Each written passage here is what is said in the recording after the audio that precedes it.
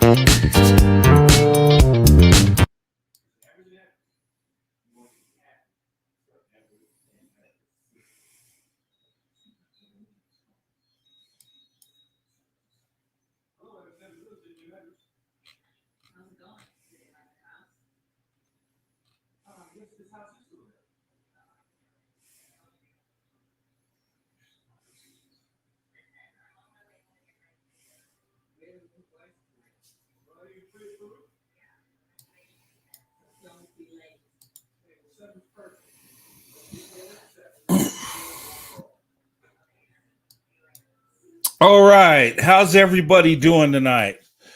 Okay, tonight we're going to talk about a movie review on the movie Bodyguard, starring Whitney Houston and Kevin Costner. Uh, movie came out in 1992, 31 years ago. Okay, that's how old that movie is. It's crazy that it's that old. It actually came out 2 years before me and my wife got married. So it's been around. It's a classic. Um, we're going to talk about it. I'm going to put I'm going to drop the link. So if you want to jump on here and join me doing this review, you can. Okay. I don't usually put the link up right away, but I'm going to for this movie review. Okay. Today, we had a watch party. It turned out good, but then there were some hangups, and I want to apologize for that. Somehow I stopped the stream in the watch party in the middle and started another one instead of continuing. So there was some hangups there. Just getting to know how to do the system. But overall, the movie went through. I think there was 3 of us watching it, and we had a good time. It's a classic movie, and I'm going to do watch parties every week. I think what I'm going to do is I'll email you the link, and next time I'm not going to have this fumble go on, but I think I'll email you the link, and then I'll post it on the community tab also. Okay. So if you don't see the email or something happens, go to the community page, and then you can, but in order to do the watch party, you got to be a Prime Video member, or it won't work. So anyway, but I'm going to start doing that every week. I'm going to do a movie night, and I will have you guys vote on. I'll put some choices up there.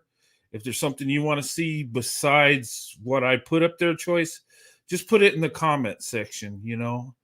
On the community page, and what I'll do is I'll go, who wants to see a movie the most, we'll go with. Okay, we'll have a democratic way of figuring out what we're going to watch. But anyway, the link's up there, so if you want to jump on and do this review with me, you can. Okay, that option's up there. But I'm going to start. And also, I'm going to talk about Whitney Houston. The woman, the singer, actress, she's an icon. Okay. Very, very beautiful, awesome voice, talented. She had it all, and tragically, she passed on early, at an early age, back in 2012. Okay. I remember that time because that was the year I retired from the Army when, that incident happened at that hotel. And, um, but, you know, I've always been a fan of Whitney Houston. I always loved her music. And I think everybody did. I don't know anybody that didn't like her. I mean, you know, but one of the movies she did that put her on the map in her acting career was The Bodyguard, and she was starring in that with Kevin Costner. He's a icon when it comes to acting. And everybody knows who he is. He's been around, makes good movies, and Bodyguard was put together really well. Um, anyway, all right. I'll show you some photos and we'll talk about, certain parts of the movie. Okay. And this here is, the cover Bodyguard. I think that was the soundtrack, her album. Okay.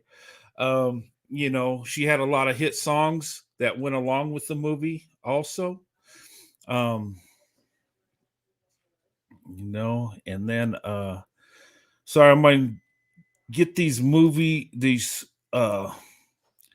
pictures. I'm trying to put them in order of the movie. Okay. Um, and here, this part here, okay, he was hired to take care of Whitney Houston. Her name was Rachel in the movie. His name was Frank Farmer. He was a bodyguard. He was hired for security, make sure she's safe, make sure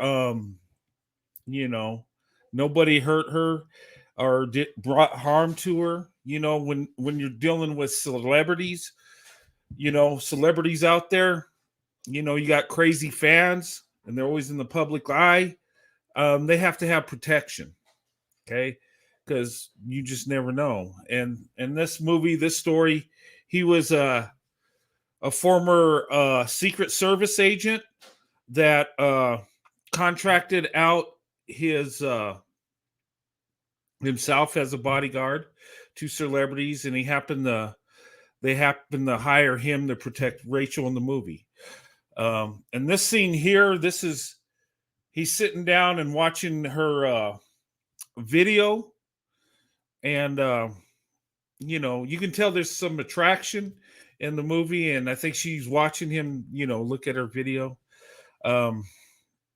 Remember that part of the scene here. Okay. And then this part,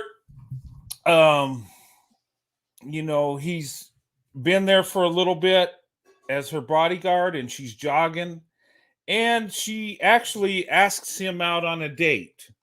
And we always tell women don't let the man make the move, but she made the move on him on this. Asked him out. She says, "Well, since you gotta guard me and always be there, how can I go out when you gotta always be there?" So she was like, asked him to take her out. So that was one of the part of the movies. In this, she's a singer in this movie, a celebrity, and a single mom. She has a son, okay, and she has her entourage, lives in her mansion, and has all kinds of people, taking care of her. And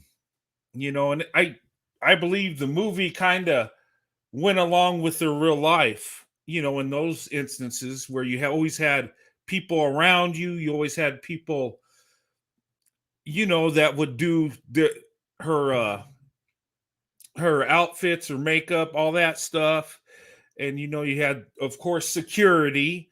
You always have to have protection. You don't know what's going to happen with crazy fans, choreographers, a lot of people involved. Probably dancers and stuff that perform. Um, and I would assume that being a celebrity, you don't have. I would assume that you don't live a normal life. I mean, we know that, right? You got to have protection. You have people all around you, probably advising your career and stuff. And that's what was going on in this movie. And that was just one of the scenes that she asked him out. And they did go out, and he tried to make it. He tried to keep it professional because he didn't want to get involved because he works for her. He's an employee of hers. But he had an attraction. They had an attraction for each other. Um, Sometimes that happens, but in a professional sense, if they had that type of attraction, he'd resign and have a relationship with her and let somebody else fill in for the security. That's what I think would happen. But anyway, that's what happens in this movie. Okay. And then this photo. Okay. This here, she's in the limo getting ready to do a show. And they pull up, and it's at some club bar type thing, and the crowd there's just all kinds of people everywhere. And this is when she's performing, the queen of the night. In this scene, she's performing a show at a club, and the fans get out of hand, and she's in a compromising position. So the security staff has to move in and clear a way to get her out of there. Because, at that time, they're dancing, they took over the stage, dancing around. Everybody's crazy. I think part of her articles of clothing they were taking off, and her pearl necklaces, I remember the scenes were just falling on the ground. And he had to act quick and get her out of that situation. That's what bodyguards do, right? But anyway, and then this scene here, okay, this is at the end of the movie, right? They go their separate ways, and he moves on, goes to another job. She continues on with her career, but at this end, she runs to the plane. He gets out, and they kiss at the end, and you would think that everybody wanted a different ending. People wanted them to get married in the end and live happily ever after, but they just went on with their career. Had a little, I guess, a dating thing going, but they had feelings for each other. The movie originally was written by Steve McQueen. Written for Steve McQueen and Diana Ross back in the early 70s. Yes, that is true. I did see that, and that was the original cast that was supposed to do The Bodyguard. Kevin Costner got a hold of it, and he wanted to do it with Whitney Houston. He really liked her, and of course she fits the perfect role for this movie. A famous singer. She's beautiful, talented, and it's pretty much her life, really, if you think of it back then, because she, really was, a professional singer, an icon, the best of the best. And I would assume the stuff in the movie she had to have in real life. But yeah, Cynthia, you're right. That was originally for Steve McQueen and Diana Ross, which that would have been a good combo also. But I think this movie's a classic. Okay, me and my wife, we watch it all the time, and I know people that are in interracial relationships, interracial marriage.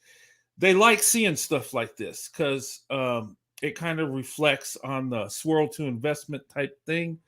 Most people aren't celebrities in big time bodyguards, okay?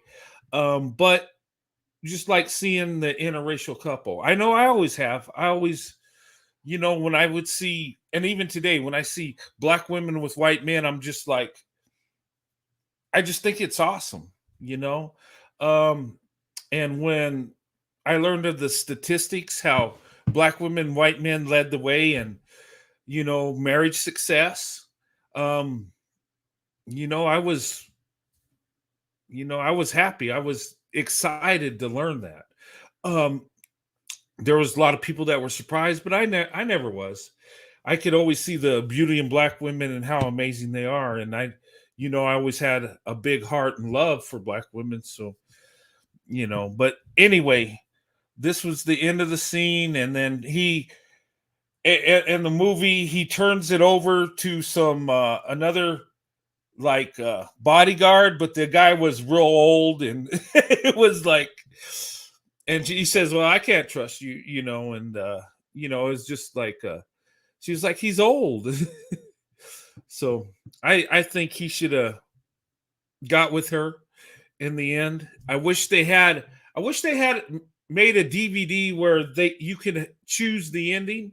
You know how some movies do, where they could go their separate ways, or they go and take their relationship further, get married. Um, I wish it would have had that, because we all wanted to see that happen, right? We didn't want a sad ending where he flies away and they go their separate ways. Um, and that's just, with that movie, it just turned into be, it wasn't a swirl to investment movie, it was a swirling movie. Okay, they swirled, they dated. um they were in bed together, they had an intimate relationship. I wish it could have went to the investment mode, but it didn't. But overall, it was a good movie. I liked it. It's a classic. I don't think they were talking about remaking The Bodyguard. I think this is a movie they need to leave alone. This is a classic with Whitney Houston. It's what started her acting career, and I think they should, out of respect for Whitney Houston, leave it alone. Okay, don't try to remake it. That's my opinion. I mean, people can do what they want, but I don't know who you're going to fill in to do this. Um, but let me know what you think. Do you think they should remake it, or you think they should just leave it alone and just we keep it as a classic? One of those movies. We remember back in the day.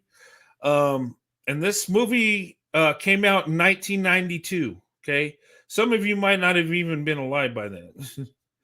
That's 31 years ago. That's a long time. And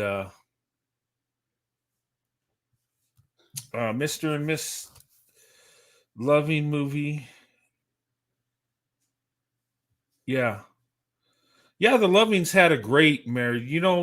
They never divorced. Tragically, and I'm not going to make this into the Loving show, but tragically, Mr. Loving was in a car accident, hit by a drunk driver, and he passed on before his time. But Mrs. Loving always loved him. She never remarried. Um, and they went through a lot of stuff. They were harassed, and the job opportunities were taken away from him because of their interracial marriage. But anyway, The Bodyguard. This movie is a classic. I know most of us have seen it, but it's one of those you can watch over and over. Sometimes you just feel in the mood to watch it. I watched it, with the watch party. My wife was watching it with me, and we just sat down and watched it. Um, Bronx Tale is a good one too. Yes. But I do want to do this watch party. I would love to do it on Sundays if you guys are interested. Um, but I will send you the link, and then I will put it on the community tab. And don't worry about trolls. If they get in, we can kick them out. But they have to be a Prime member to get on there. So I don't think they're going to buy a membership or the movie to get in there to troll us. But we got measures to take care of it. If that happens, I don't think. Yeah, I posted the link, all day, and so no trolls came in. But that's how I'm going to do it. Um, you know, But let me know if you're interested. And those that didn't get to come on or something happened, I truly apologize. Um, but we could try again. And but the ones that joined me, we had a good time. I enjoyed it. Um, and it's good to just sit down and watch a movie once in a while and just relax. Sometimes that we get so busy at work and doing other things, we don't take time for ourselves. But yeah, it should be a classic, no remakes. I agree. I mean, this movie, it needs to be left alone. You know, and this is what started Whitney Houston's, career. Because then she did what, Waiting to Excel, The Preacher's Wife, and I think she was in what was that other movie? Dream Girls. She had a part in that. Um, I think if Whitney wouldn't have got caught up in a lot of the stuff she went through, you know, the drugs and the substance abuse and stuff, I think she would have been so much bigger. Um, her songs. I mean, she had more number one hits than Elvis and the Beatles. I mean, she was, a true icon. I mean, second to none. I mean, she really, you know, and then towards the end, she got they gave her $100 million record deal. Think of that, $100 million. And even towards the end, when things, were she still had that great voice, still was talented. Um, if she stayed alive, they would have made that money back, I believe. And her movies, she was talented too. She could act. I mean, and she's beautiful. I mean, this woman had it all, and it's sad to see someone that has that be taken so soon. And I don't think her, with Bobby Brown was a good idea. He was, from what we read and stuff, he was out there cheating and not being faithful. And you think, what if she chose somebody else? Would she be here today? I know a lot of people float the idea of her and Kevin Costner getting together, you know, being I think he would have been on board. I think he loved her deeply. Even though, and look, you can love somebody and not be in a relationship with them. And I think he had that love for her. He was just, he was married at the time. They both were. He had his wife, and Whitney, was married to Bobby Brown. Um, I seen in some of the documentaries that some say he was jealous of Kevin, and why wouldn't you be? But I mean, but we don't know. But I think he had so much love for her that if she gave him the green light, I think he would have dove right in, even while being married. Okay. I believe that. Now, am I right? I don't know. That's just what I think. I mean, what do you think? I think Whitney, uh, I don't think they would have really liked if she had an interracial relationship, an interracial marriage. I don't think she could have swirled to investment without a lot of backlash. Um, early on in her career, there were people that were getting on her case saying that she sounded too white and she was singing for white people and all that stupid crap. And she was just a great singer, but it's weird how people can do stuff like that. Everybody loved her. That was the thing. It didn't matter if you're black or white. Everybody, when you got a great voice, everybody's going to love it. And she was so beautiful and eloquent too. She was like the image they put on her, and I'm telling you, those producers and stuff, they did a great job because when you When Whitney come out, not only was she beautiful, talented, and sang great, but her image was like the girl next door, just innocent and beautiful, and just, you would see her like as just a happy woman that just, beautiful. Um, there were other things going on in her life though that we learned about later. Substance abuse. She liked to party a lot. She had a wild side to her. Okay. Um, but most people in the fast life like that, celebrities do end up living the fast life. And a lot of celebrities get caught up in substance abuse, drugs. I know, Elvis, when he was doing it, he was so hooked on drugs, it wasn't even funny. I mean, in the hotel in Vegas where he did his show, I mean, they would pump drugs in him to get him to where he could perform every night. And, he got unhealthy eating, cheeseburgers and fast food, and, gained weight, and his health went. And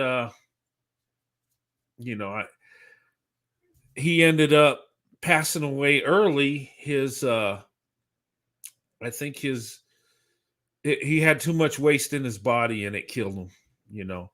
Um, but the reason I say that is celebrities, you know, are faced with stuff like that. And tragically, some of them get hooked on drugs and they actually, their lives are taken way too soon. Okay. But Whitney's mother actually worked for Elvis, sang, backup with him back in the day. Um, you know, but Whitney Houston, she, her whole life, grew up singing in the church, and, and oh, Elvis and Aretha died on the same day? I did not know that. Wow. Huh. That's amazing. I didn't know that. Oh, and another reason why I'm doing this show, um, you guys want me to do a movie review, and I picked The Bodyguard, and the reason is not only because people like the movie, but also Whitney Houston's birthday is on the 9th this month. Um, I believe she was born in 1963. Um, so the 9th is her birthday. So this is in, celebrating her life and career. And with that respect, I figured I'd do a movie review on Whitney Houston. Okay. I do have some videos I want to show you guys. Okay. But the King of Rock and the Queen of Soul, yeah. Yeah. Yeah. And you know what? Elvis was a awesome guy from what I've read and studied. Um, he grew up in a black community. He A lot of his music he got from black people that he grew up with. He used to go around, hang around Memphis, Tennessee, and go to the clubs and stuff. And a lot of the music he got was like from black entertainers. In today's world, he would be, he would be sued because you can't do that today, But back then, they didn't have the laws in. But anyway, but yeah. But the link's there if you guys want to jump up anytime you can. We go ahead and remove some of this stuff. And I want to show you these videos, okay? Okay, let me get some of these.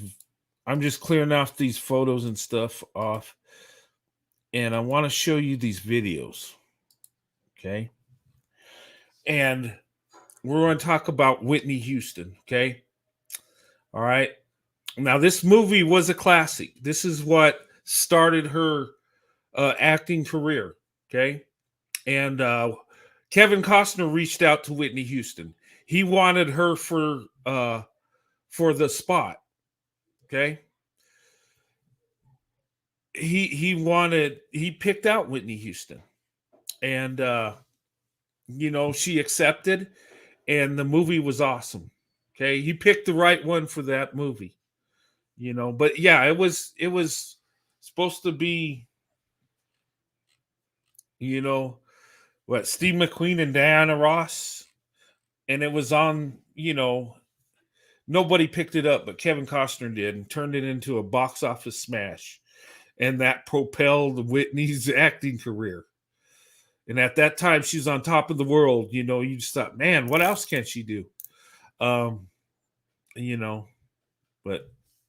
anyway, these videos, I'm going to be stopping here and there, just because of, how we're supposed to do things on YouTube. Being that we're using other people's videos, for the fair use. I'm going to have to break it down. Okay. So I know some people say, why don't you just show the thing and then talk about it? The reason we break it down is because of that, because of copyright issues and stuff. So, but anyway, let me add this. And this is, in this one video, they're talking with Kevin Costner and things about the Bodyguard and stuff that went on and stuff. Who is about to turn 2 in June. He's never really talked about his personal life, and tonight that changes. Kevin, the musician, invited me on his tour bus, and we talked. Shout out to Entertainment Tonight. About so much, including the strong emotions he had for Whitney Houston and the moving speech he delivered at her funeral. Your speaking at Whitney's funeral was literally one of the most beautiful things that I have ever seen. What was that day like for you? It was a bit nerve-wracking for me because there seemed to be a lot riding on this. How did you feel after?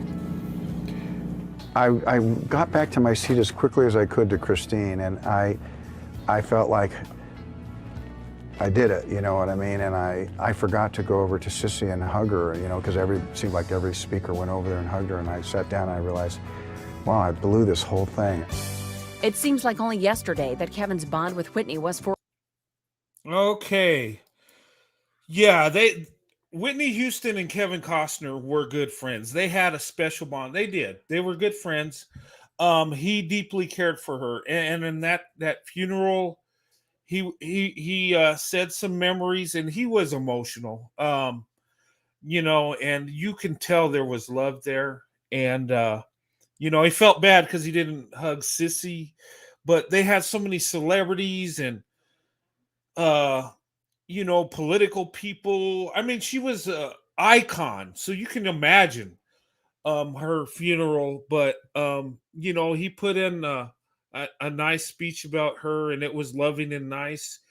And from what I get, is her family really appreciated him and his love and support for Whitney. Their friendship. And it's a beautiful story. And, we talk about what if they got together and this and that, but hey, they had a great friendship. They had a relationship. It just wasn't intimate or romantic, but, relationships in life are very important. Not just, the intimate, the marriage part, the boyfriend, girlfriend thing, but the friendships. Okay. As people, we either tear people down or we lift them up, but we all need relationships. Even some of us that are loners, and I consider myself a loner, but I love people too. I like to be around people too. So I'm not a loner. There's times I am a loner. There's times I like to be around people. It just depends on what's going on, but anyway, let's continue here. Forever forged, but it was actually 2 decades ago when the DVD classic The Bodyguard was released. The world saw us having a very special relationship. I mean, I've had a lot of people explain it to me that way. I'll think of you. The moment where they played the song from The Bodyguard, I Will Always Love You, and her casket went out. What That was was that big. That was moment big. like? That was Yeah. big. What was it like for you? It was like a Okay, that song "I Will Always Love You." I mean they played it at the end of her funeral. That would get you emotional, right? Because that song was just, "I Will Always Love You" is just like, wow.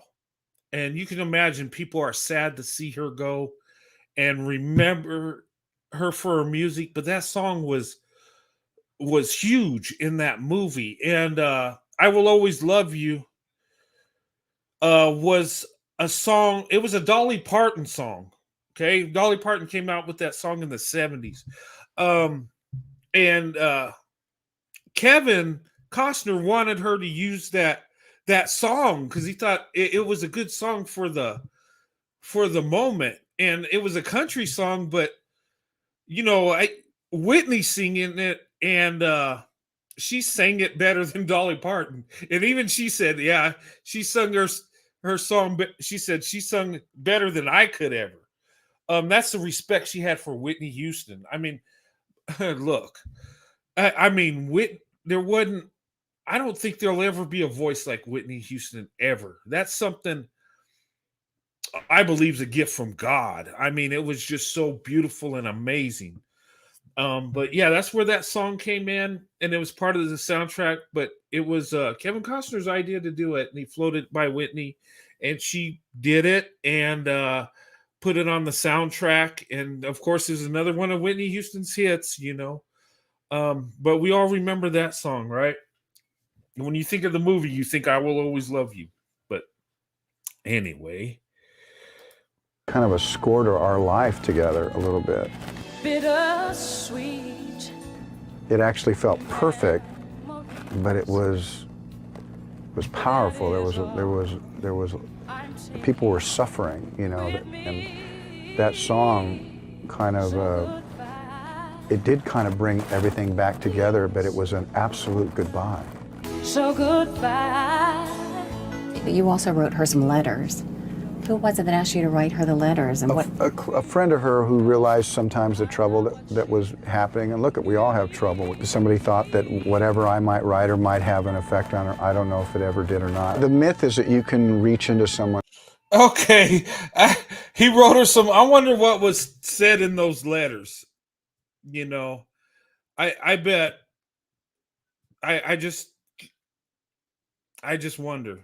I bet it was emotional things. I bet it was something that I think a woman gets from a boyfriend or a husband, she would have just melted. I think because when you see their friendship, you can see there's a connection. I don't know if Whitney Houston ever thought about him in that way, but there was love there. There was a bond between them, and I don't know what any of them felt. They might have just thought, hey, we're just great friends and we love each other. I think from what I'm seeing, the body language and stuff, I think Kevin Costner, and I could be wrong, I think he really had deep love for Whitney Houston. You can just see it in how he acts. You can see the emotion he comes out with it. Just how he talks about her, and even on this interview, it just. But anyway, His life and change it.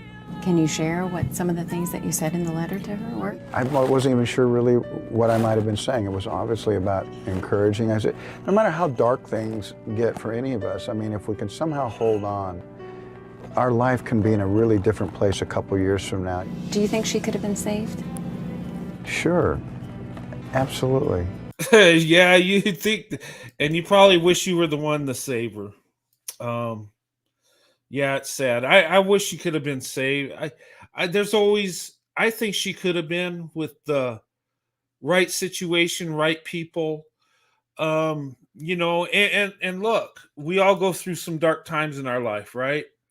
Um, and I tell people that are depressed or going through some things to get with people that love them. You never want to be alone and depressed. That's something it always helps to have a listening ear. Um, well, how she passed on was an accidental thing. She had substance she took, she passed out in the bathtub and drowned, basically.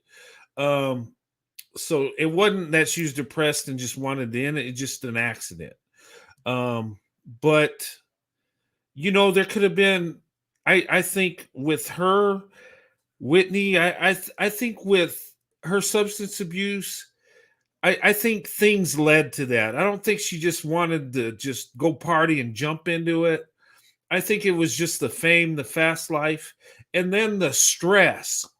Um, you know, being a superstar like she was, and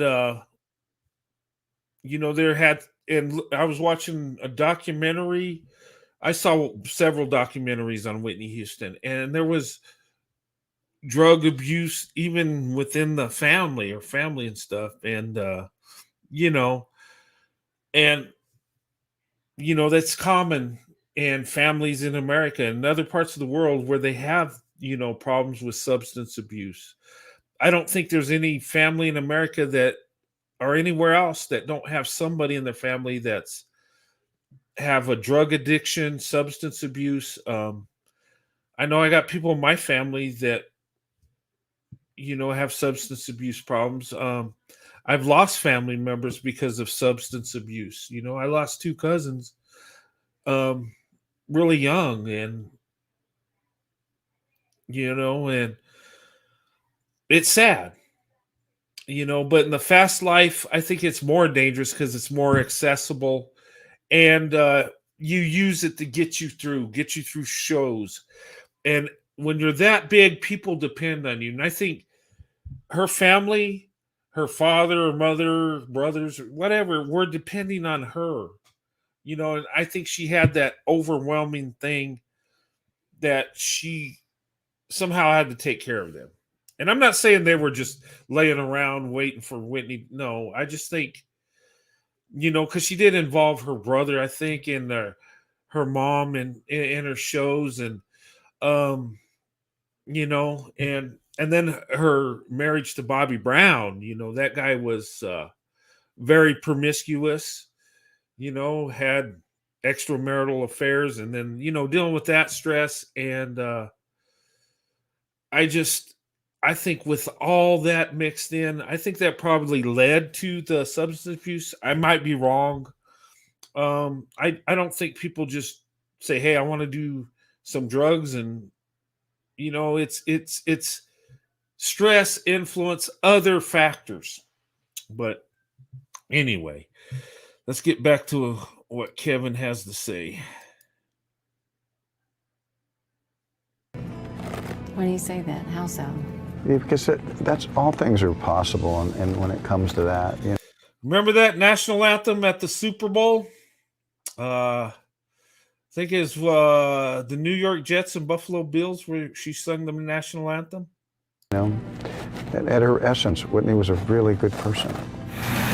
Now, as I'm sure you've noticed, our chat was in a bus, Kevin's tour bus. Road trip with my pal Kevin. Okay, I'm going to stop that right there because then it just going talking about Kevin's life. They're not going to be talking about Whitney Houston anymore in this interview. But I wanted to show that he kind of talks about her, and she was very successful, very beautiful. It's tragic, and in the music business and stuff, there'll be no one like her. I mean, it's like, but I still listen to her music. Me and my wife do. We still watch her videos, and and she was a true icon, a classy woman, very beautiful and eloquent. That's her image.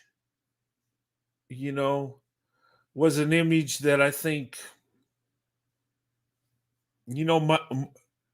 most black girls and women would want to have. Beautiful, talented, an innocence about her.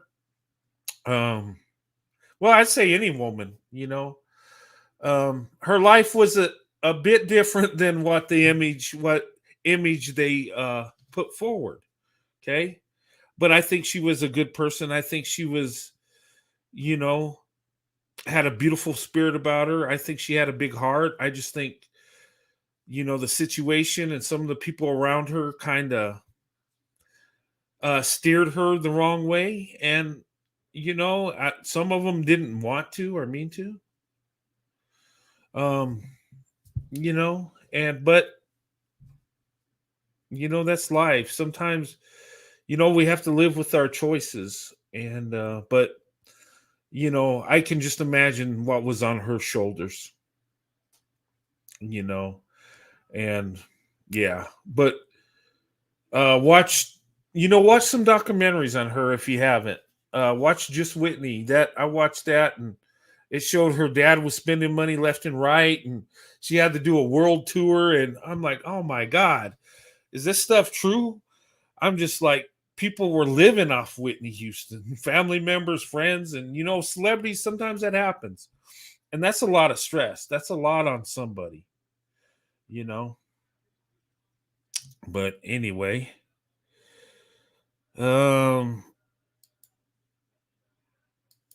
me put this video here. Okay, this is a video from Oprah back in the day, and she interviews Whitney.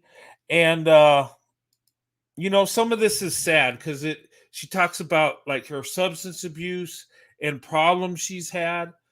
Um, and I don't like to look at Whitney back in those days when she was on drugs and stuff was going bad, but it just explains part of her life and life in the celebrity world, in the fast lane. She's not alone. It's very common. So, but anyway, let's get back to this. But behind all that megastar success was immense personal pain, drug abuse, rehab, a tumultuous 14-year marriage to R&B star Bobby Brown. After a controversial interview with Diane Sawyer in 2002, referred by many as the crack is whack interview, she virtually disappeared. For 7 years, Whitney has kept silent about it all. Now she's back with a powerful new album, I Look to You. Okay. All right. She went through some things. And yeah, that Diane Sawyer interview back in the day, that was disturbing. And, it didn't get really good coverage because, I think she said crack was whack and she uses upscale drugs or whatever. It wasn't really a good look for her. But, the thing of it is she went through so many crazy things. And look, once you start drugs, and I'm telling you, that's an addiction you have to fight tooth and nail, and you need help from God to get out of it. Seriously. And I just think she was at a hurt place. I think sometimes you say things when you're hurt that's not really, I don't think she really thought what she said in that interview, but I think she was just hurting. And I think she was a little embarrassed, because she had such a positive image. And the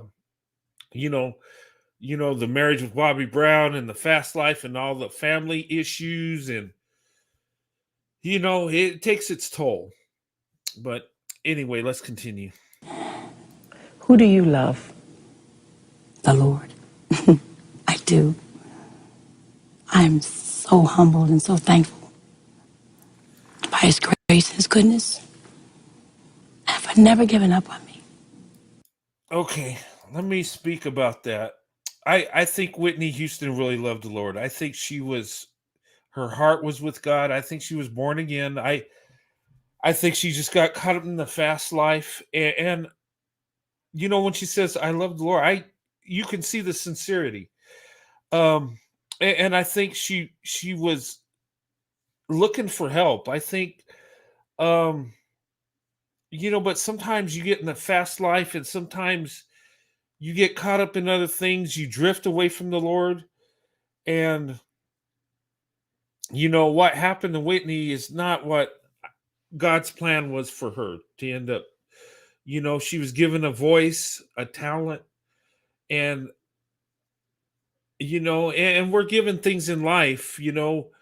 We all have our strengths and weaknesses. There are certain things, and I would say all of us have something that sets us apart, something that we have that's special. That God gives us each a blessing. Okay. Your blessing might not be singing, like Whitney Houston. Um, Singing for me is a curse.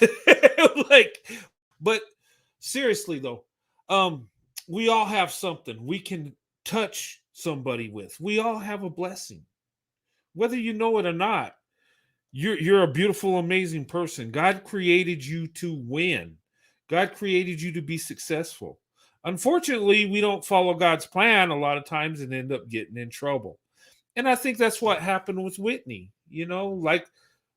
Like the rest of us, we get sidetracked, we get caught up in other things. Um, Sometimes, it ends up not turning good. Um,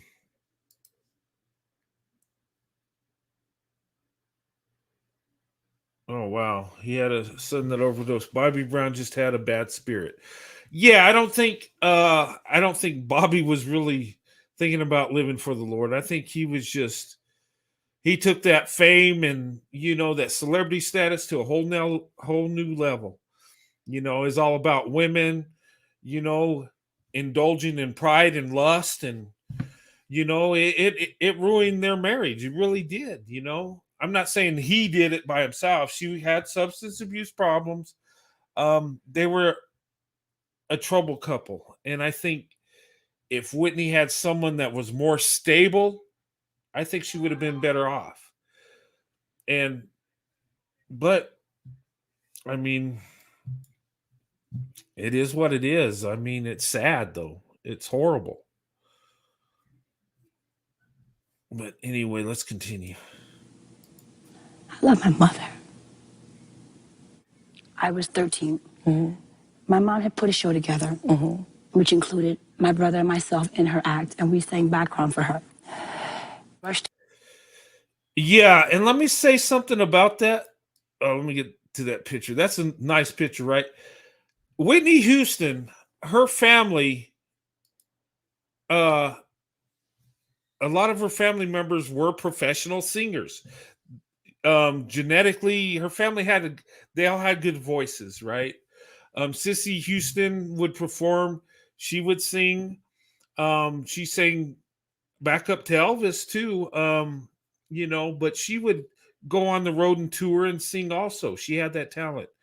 Whitney Houston's cousin, Dionne Warwick, she had an amazing voice, very talented.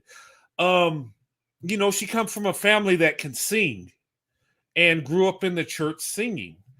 Um, and a lot of people in the music business would come from the church, because at church you sing a lot, right? Elvis came from the church, he singing gospel music. Whitney did. Um, there's a lot of entertainers that come from church. And Whitney grew up in the church singing. And she was so good that she became a superstar. And I think her family knew she was going to be something special. Um, and I think they pretty much groomed her to do that. Um, they did send her to a private school and stuff, and um, you know, but she just looks like the innocent girl next door, just beautiful, her whole life ahead of her, can sing like an angel, and just, you know. But yeah, church choir, yeah. You get training in singing. That's what they do. Um, and that's where she got a lot of her practice, and she did go on shows with their mother and perform too. There was one time she was talking about how her mother acted like she was sick and couldn't sing, so Whitney had to step in, and that was a setup. She wasn't she could it wasn't she couldn't perform. She wanted Whitney to step up and do it. And once she did that, it was just, everything was great. Her career just took off. Rushed to the stage. It was that moment that my mother said, God has smiled on you, and this is what you're supposed to do. And it was on this stage here that it all happened for me. That I just remember that. Then you become. Dionne Warwick used to be on Solid Gold. Yeah, I remember that. Back in the 70s, Solid Gold. Yeah, I remember watching that show. Yeah, I remember seeing her. I remember, and I don't know if you guys are in the country music, old country music, or anything like that, but there used to be a show called the Glenn Campbell Good Time Hour. He was a country singer back in the day, and he would have people on his show that sung not just country singers, but he would have like Dionne Warwick and Ray Charles and stuff like that. He had different people on the show, and he would sing with them and stuff. But that's way back. That's my dad's era and stuff. But yeah, I do remember Solid Gold. And yeah, but anyway, let's continue. Whitney Houston. Yeah. This song right here, I think this is like one of my favorites.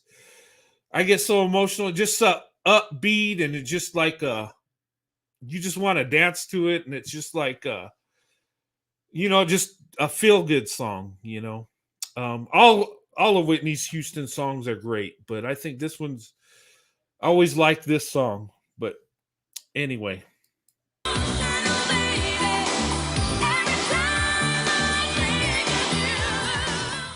However, I wasn't remembering the gift that God had given me. Yeah.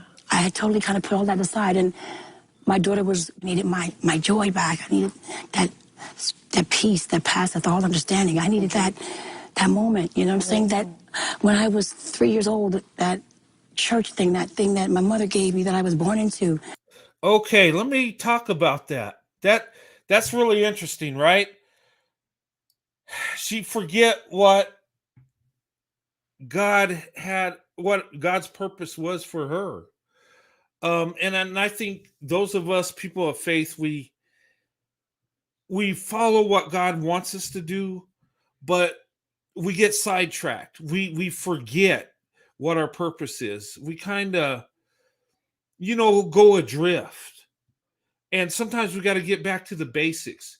She needed to get back to that time in church when she was singing, when it was pure, when it was, and God gave her a voice to bless people. But sometimes you take your talent elsewhere, you kind of drift off. And I think she's kind of looking back at that and thinking, because her mom told her she had a gift, and she did. I mean, a lot of people can't sing, and a lot of good singers cannot hold a stick to Whitney Houston. A lot of great singers can't sing like she can. She had a special gift. She had a blessing. But anyway, I mean, sometimes we got to go there. We got to reflect. Hey, what's our purpose? What's our goal here? And I think that's what she was doing. And anything you do. And sometimes I'll tell you, you know what? I need to step back and get back to the basics. And that's applies to all of us. And Whitney's going through this right here in this interview. Understanding. I needed that moment, you know what I'm saying? That when I was 3 years old, that church thing, that thing that my mother gave me that I was born into. I was looking for that. Where the spirit hits, and Yes. everybody has it. Yes. That You know whole what I'm saying? hallelujah moment, that thing. And I had thought it had gone. That thing that Oh, and the church, the spirit. Okay. I know what she's talking about. And you know, when you go to church and your heart's open to God, you get in that spirit. You know, you get in the Holy Spirit, and you know, there's an emotion that comes upon you.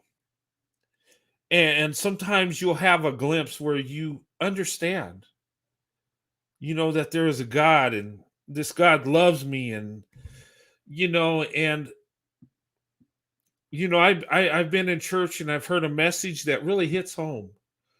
And then also being in church when people are singing and really getting into it, and you just feel the emotions, and it's like God's shining on you, that bringing that joy and that happiness, and knowing that, you know, it's going to be okay. We're going to get through this. It's how can I explain it? But I know what she's talking about. And you know, I just, gosh, when she talks, and when she talks about God, and when that really hits home, because I know what she's saying. And it's just sad that the world got a hold of her, substance abuse, all that stuff. And we can all fall into that. And I just picture, like, when she's talking, she's a little girl in church, right? She's with her family. She's happy. She's singing, and it's pure. It's something it's a blessing. It's something of God. It's something that, and I know some people that aren't Christian, they don't understand what I'm talking about. Spiritually, they don't understand. But I get it. I know. Oh man. Anyway, let's continue. happens when we saw you in 1991 and you sing the Star Spangled Banner. Exactly. At the No one better than to sing our national anthem. This beautiful woman singing our beautiful national anthem. That's awesome.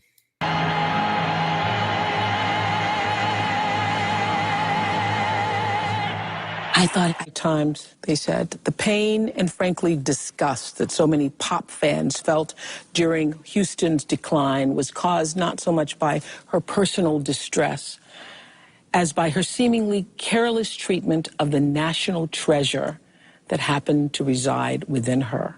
wow, The national treasure. heavy. Heavy. I understand what they're saying. You were not like any of the others. You really were given the voice. Wow. You were given that treasure, and that people felt, how could you not know that was to be treasured? I knew in the days when I was a teenager singing for God, I was so sure of it. When I became Whitney Houston and all this other stuff happened, my life became the world's. My privacy, my business, who I was with, whom I married. I was. Oh wow. You see those videos. She's in church singing, right? She's Whitney Houston. But when she said when she became Whitney Houston, right? Her life belonged to somebody else. And she talked about who she's dating and what she's doing. And that could be a big impact on your life too. Because now you're not the sweet little girl in church. You know, now you're a celebrity. Now you're a superstar.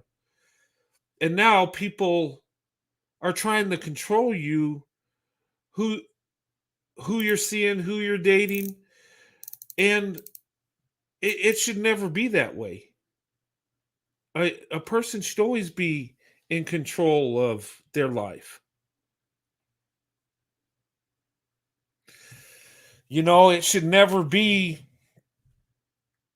where somebody feels they got to live by certain rules, what somebody says, who they should be with, who they should date. But when you become a celebrity, everybody has an opinion on you. And when you could see the humility though in her, and I think that's nice. She said the national treasure. People are looking at Whitney Houston as a national treasure. Her beautiful voice. And she's like, oh. And I think she knows she's got the talent, but there's some humility there. There's like, I think she's just saying she's Whitney. Okay. And I think a lot of times people that are that popular and celebrities, I think there's times they just want to be who they are. They're happy to be superstars, but you kind of lose your way a little bit, I think.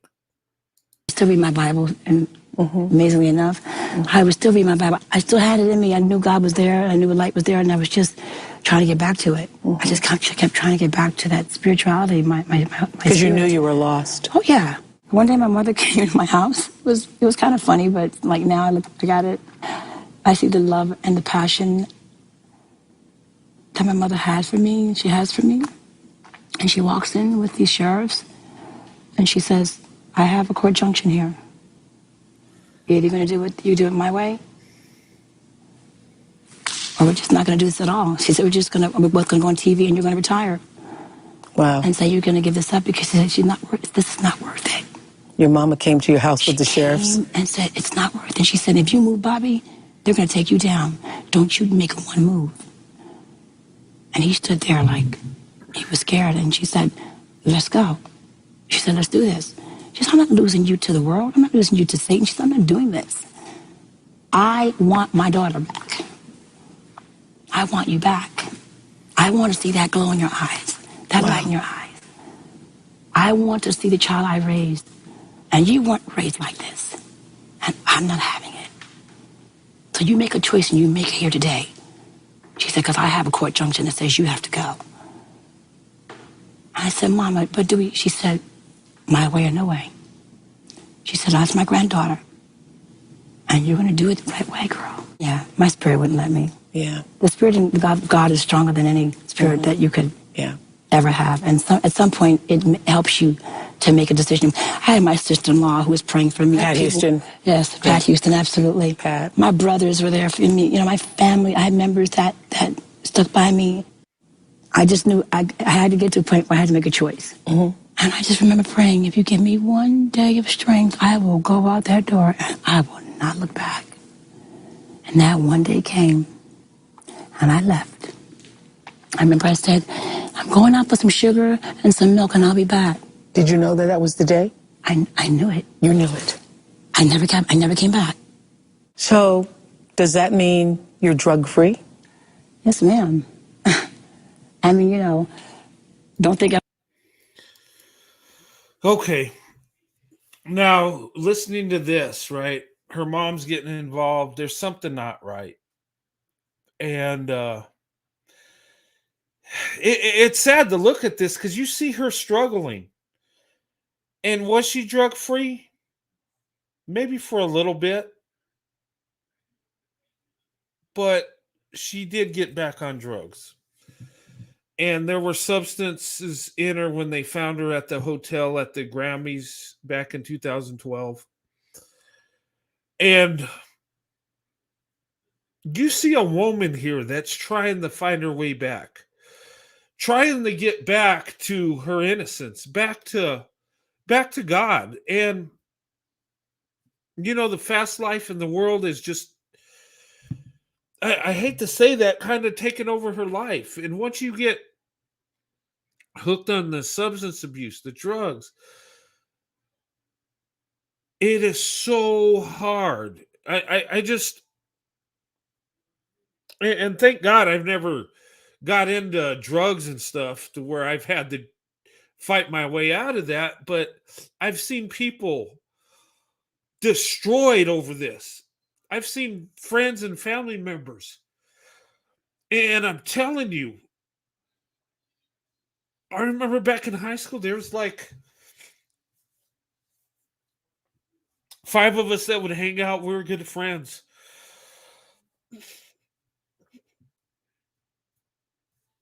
You know, 2 of my friends are gone. Uh, and it was substance abuse. It was drugs. And you know, it just destroys you. And you could see she don't want to do this. This is the sad thing. She wants to be drug free. She knows she needs to be. She wants to be. But it's got a hold on her. The addiction is overwhelming. And it's sad because, and you know, her daughter actually passed on the same way. And that was sad. I just can imagine what her mom went through, lose a daughter and a granddaughter. Oh my God, that's just horrible. But that's what, you know, drifting away from God will do. And getting wrapped up in substance abuse. It's sad. This woman had it all. There wasn't nothing, I mean, singing, acting, you know, it's sad to see. It just, wow. But you could see in this interview where things are going bad. But she's got a big heart and she loves the Lord. She does.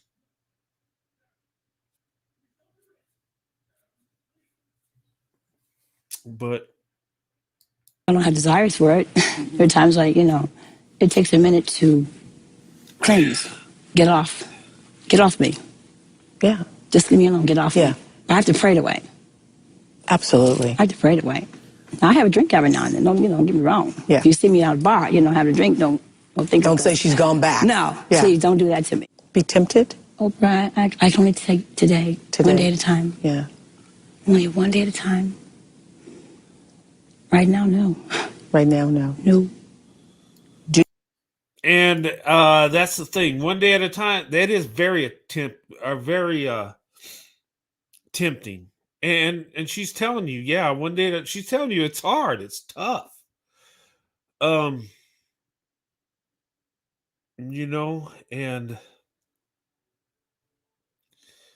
that's something God needs to help you with. And drugs, from what I've heard, drugs destroys your body, right? It tears it up, does horrible things to your body, but it does make you feel good. And that's why people do that. They sometimes feel a feeling of ecstasy, euphoria, just feel like, but it's not a good thing. It's destroying you. And I think, with her problems, with her fast life, with she, probably took some drugs to deal with the issues, to forget for a while. What they say, I've heard people say, drugs and alcohol, it's just a temporary fix. You still got the problems, but you forget about it for a little bit. I think that's a lot of it. But, too, in the music business, people were doing drugs to stay up late, do shows in different cities. A lot of ways drugs are introduced to celebrities, and it's readily available. If she wanted to go pick up or wanted to have cocaine, crack, or heroin, or any of that stuff, she could get it. Has the money for it, access to it. And celebrities, that's a problem they have. Do you now know your own strength?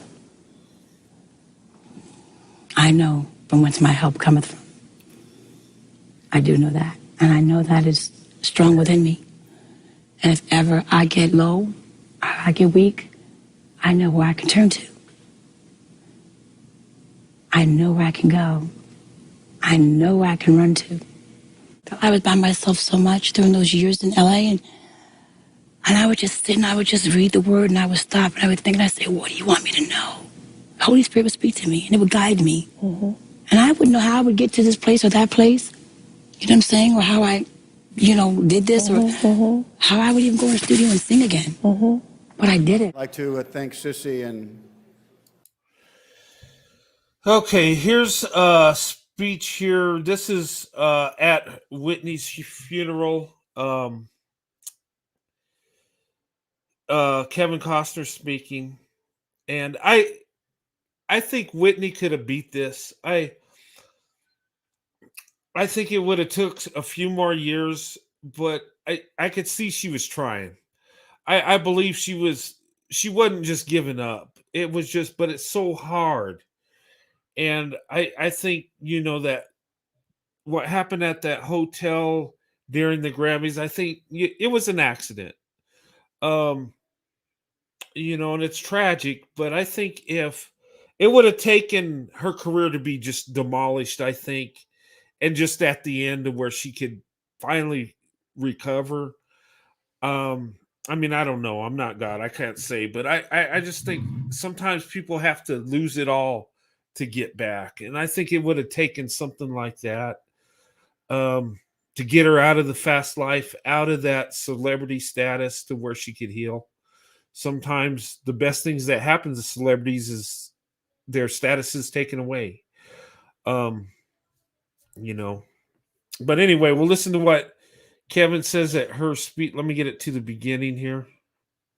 And we'll listen here. You know what I'm saying? Or how I, did this, or how I would even go in the studio and sing again. But I did it. I'd like to thank Sissy and Dion for the honor of being here, and for everybody in the church treating my wife and I so gracefully. I'm going to say some stories, maybe some of them you know, maybe some of you don't. Your mother and I had a lot in common. I know many at this moment are thinking, really? Yeah, he's talking to Whitney's daughter right now. So what am I talking about? Kevin Costner and Whitney Houston, they don't have anything in common at all. Well, you'd be wrong about that.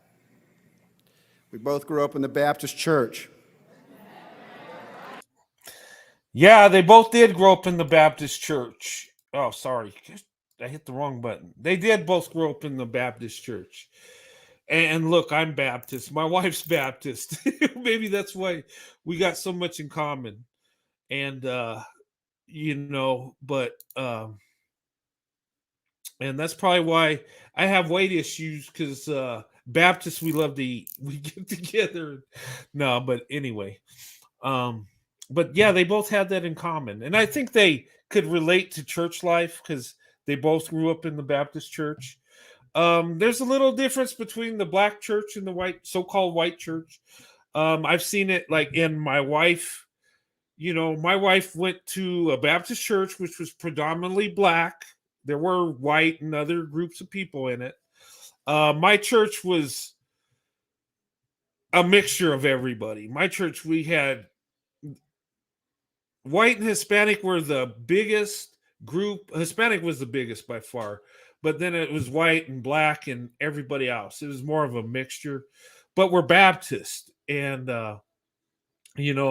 one thing that's crazy about church, when you go to the black church, right? It's like you're in church all day. It's like I would go to church with my wife at her church when we were dating. I'm like, oh my God, we're here all day. We go to my church. You know what? We come in. It would start. The message start at 11 and end at 12, and everybody's out the door. We're having lunch already. where my wife's church, they were all day. And then the singing was different. It you know, we'd come in and we'd open up the hymnal and sing right before the message, and then they go, but a black church, man, they get into the singing so much. And I get it. They're better at singing than white people by far.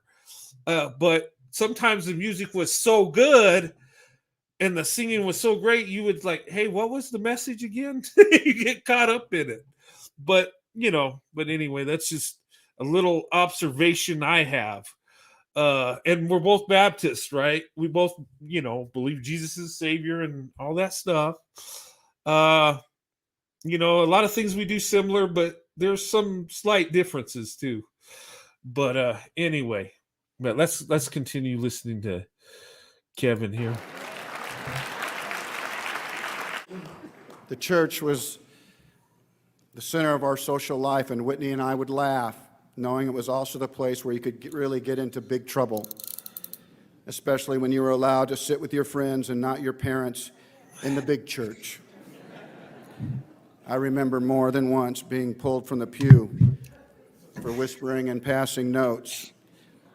I don't believe my feet ever hit the floor as my father hauled me outside in front of everyone. I believed even oh yeah, they don't play in the Baptist church. They will grab you by the neck if you're out of line. He's right. My dad would have done that to me in a heartbeat. Yeah. He didn't just do that if I acted out at church. Just but yeah, they don't play in the Baptist church. the preacher prayed for me. Whitney's favorite story of mine was me sneaking into the church kitchen after communion. I liked the little glasses of grape juice that were left over. I liked how they felt in my hand. I couldn't have been over 6 at the time, but I would lean against the table and one by one I would knock them back. Having some imaginary conversation with someone. My father was the one who found me again and asked what I was doing. I told him I was a cowboy and that I was drinking whiskey. I don't think oh yeah, you don't joke about that. my feet touched the floor that day either. It was easy for us to laugh. The church was what we knew. It was our private bond. I can see her in my own mind running around here as a skinny little girl, knowing everyone's business, knowing every inch of this place. I can also see her in trouble, too, trying to use that beautiful smile, trying to talk her way out of it, and Sissy not having any of it. So off you go, Whitney. Off you go.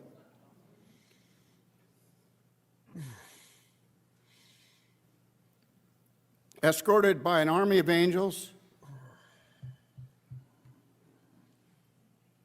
to your heavenly Father. And when you sing before him, don't you worry.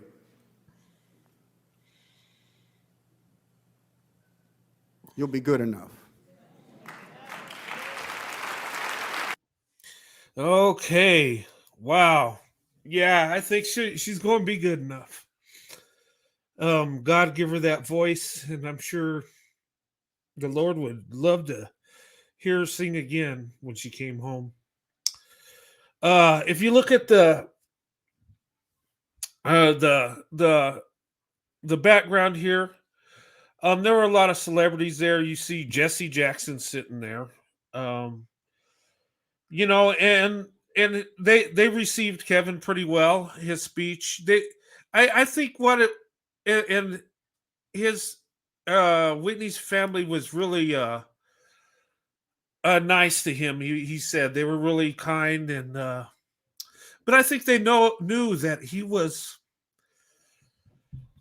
really loved her. He was that good friend, and it's too bad that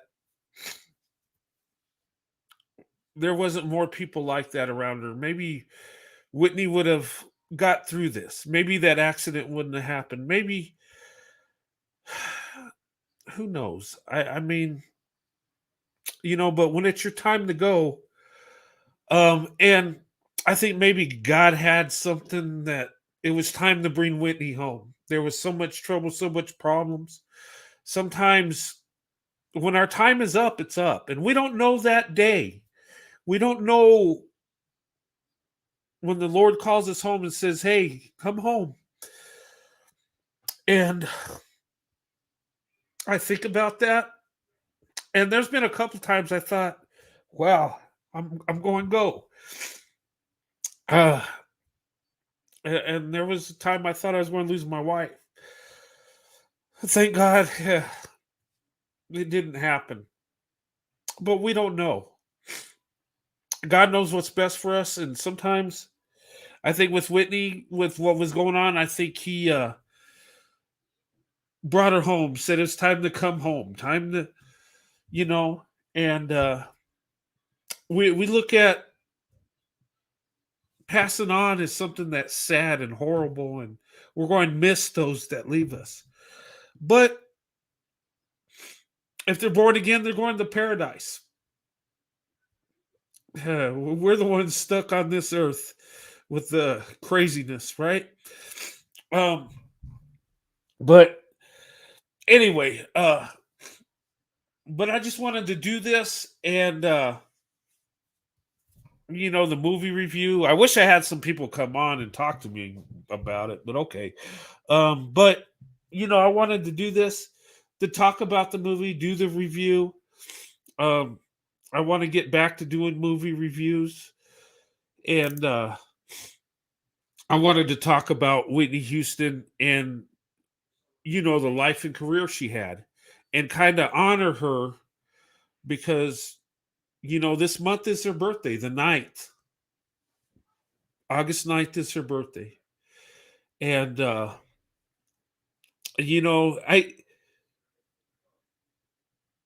it's a story of being blessed with beauty and a voice and talent, and a tragic end. But how many people did she touch along the way? And think about it. We don't even know her, right? We know her music and who she is. But listening to her songs, did that touch you? Do you think about that? Just how she carried herself, And what touched me about Whitney Houston wasn't her beautiful voice and her singing and her talent, but really what got me was her faith in God. And if you listen to it, it's you understand what she's saying. It's like I knew where she was coming from. Now, I've never been a celebrity or on substance abuse, and I don't know what her life's like, but I can really relate because we all go through problems and we all go adrift, and we got to get things right at times. And at times we mess up, and we know we got to get back, and it's a struggle. It's tough. And and I think she was coming back to God. I think, but I mean, it was such a huge mountain for her to climb, and I think with more time she would have got there. But who knows?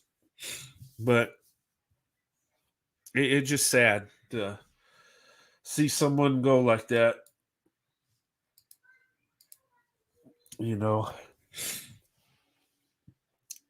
But yeah. But I mean, her music was upbeat. It was loving. I mean, her voice was amazing. Um,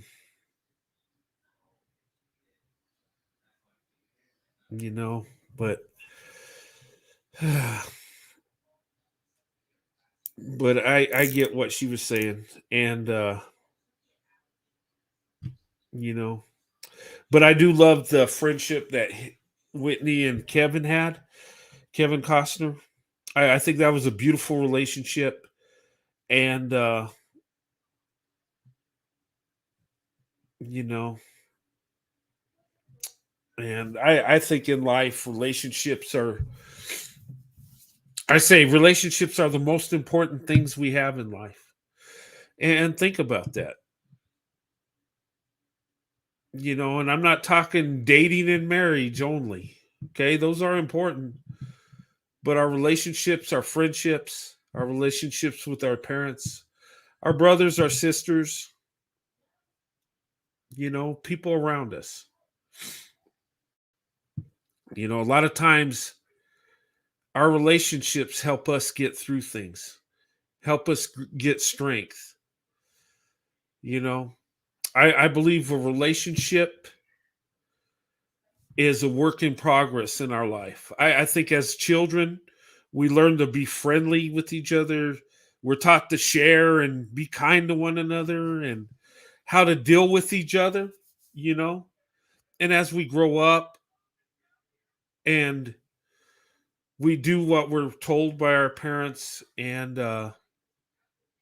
follow God's path, that we learn to live with one another. We learn to lift each other up instead of tear each other down. And going all the way to dating and then marriage. Your friendship starts, and I believe it's a process to get you to that marriage, to the person you're going to spend the rest of your life with. I think that's God's plan. And we got to learn but we got to have a heart and we got to have love for one another also. But, it's a process. And being we're corrupt people, we got to learn and we need God's guiding light to help us. Okay. But, Waiting to Excel. Yeah, that's a good movie. Sparkle. Oh yeah, that's that the name of with the Dream Girls or whatever. I think. Um, but yeah, I mean, Whitney, her image was the all American girl, right? Beautiful, can sing, just sweet, elegant. Um, that's how I picture the American woman, really. Just loving, nice, kind, spiritual. Um, you know, that's the image I saw. Now I know she had problems. I know she got caught up in the world and substance abuse and partying and all that. I get it, but she had. I would say she probably had a harder time than the rest of us because being a celebrity, it's like your life is no longer yours, and that's what she's saying. It's like when she became Whitney Houston, it's like I didn't own my life anymore.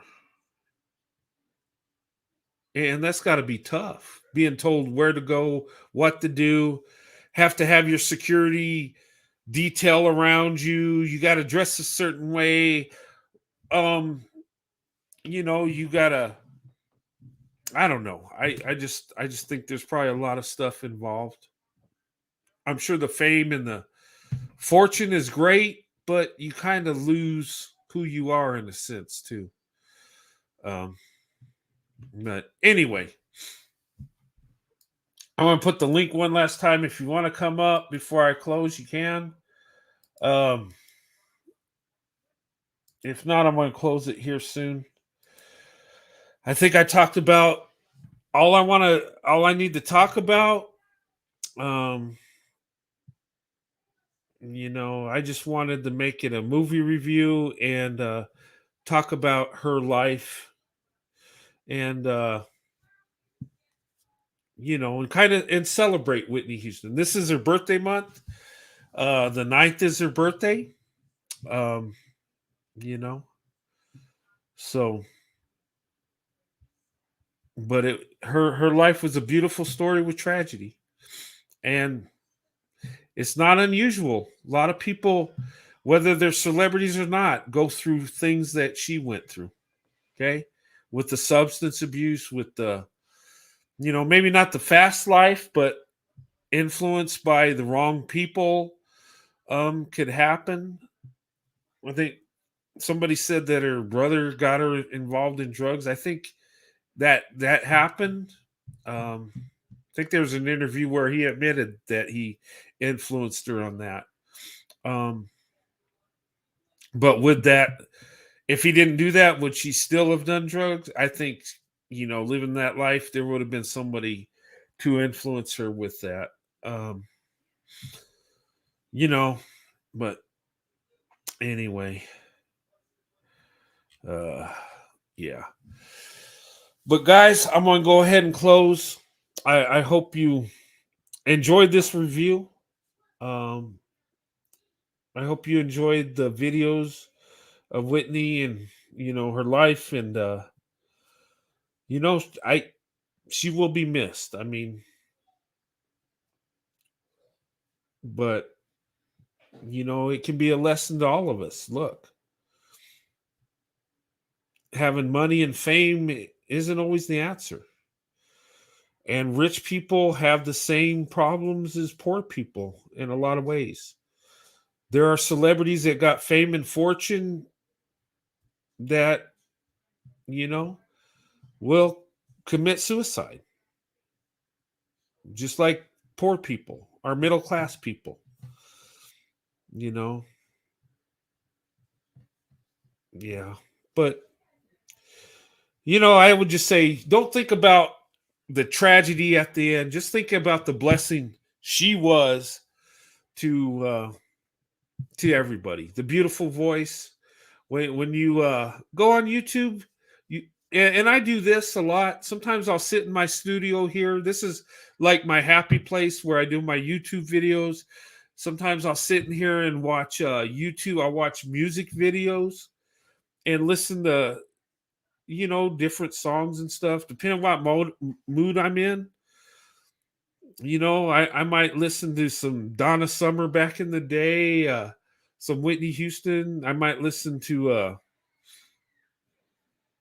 me and my mom, when I used to go visit her in the summer, and the holidays, because my dad raised me. Me and my mother, we liked watching Soul Train, and we liked Shalimar.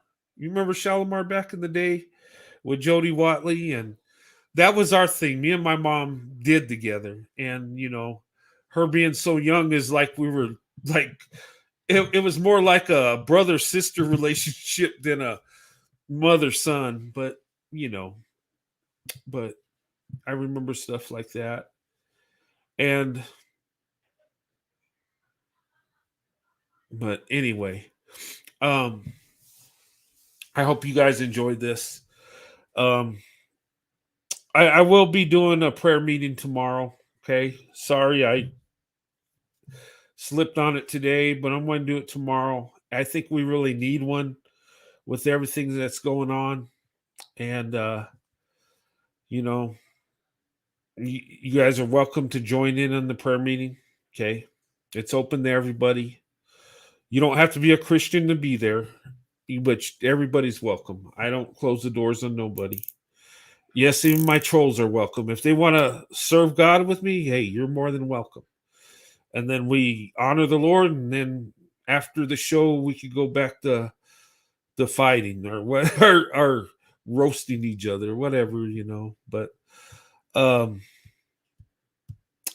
just say, I will have a prayer meeting. We need one really bad, and I need to talk about some things, and and I'll tell you, as a Christian, we got to be kind, compassionate, and forgiving. There's times we got to fight the good fight and stand up. There's times we got to turn the other cheek. And